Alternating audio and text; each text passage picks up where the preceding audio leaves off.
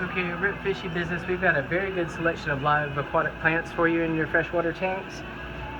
We've got a lot of bunch plants which are basically propagated from cuttings, basically. They do excellently if you actually unbunch them when you first receive them, let them float on the water surface till you get a root system started, and then plant them down into your substrate for best success. If you just stick a bunch plant down in there, more likely than not, they're going to rot at the base and die from there on out. Root system is very critical for that. Just simply floating them on the surface of the water for only 3 to 5 days usually is adequate for that. We also have a large selection of different potted plants which actually could be just stuck right down in to the substrate, provided they're still in the pot intact, but the pot can confine and hinder the growth rate of the plant itself. We also have some dwarf lily bulbs which should be planted down for best results. Just the bulb part though, not the entire plant. They're very good for foregrounders.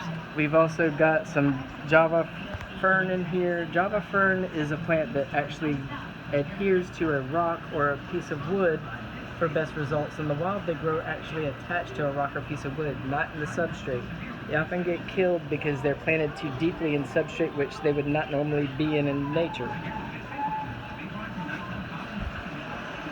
We also have over here a good selection of different potted plants that you can get. Again, I emphasize you may not want to keep them in the plastic pot that they come in. You can keep them in the pod that is inside the plastic pot and put it in your substrate, but that plastic pot can hinder the growth rate of your plant. Some of them are higher light, some of them are lower light. They all have care tags in there to help you decide which ones would be best and where they should go in your tank. Now we also have a full line of potted Anubias plants.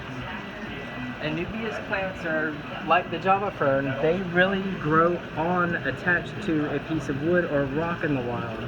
We get them in the potted form because that way they do not get accidentally potted or planted way too deep, causing the plant to deteriorate and rot. But also too, Anubias plants are hardy enough that they actually do well if you just leave them in the pot and stick them down. They're as close as you can get to a living plastic plant. We've also got a good selection of cryptopines, which predominantly cryptopines do very good as a foregrounder, but there are some that get taller that do better in the back, that would cover a dark corner really well and so forth. Again, another plant that can be buried too deeply when you go to plant it if you're not careful. Don't cover the rhizome with substrate or you'll cause it to deteriorate and rot.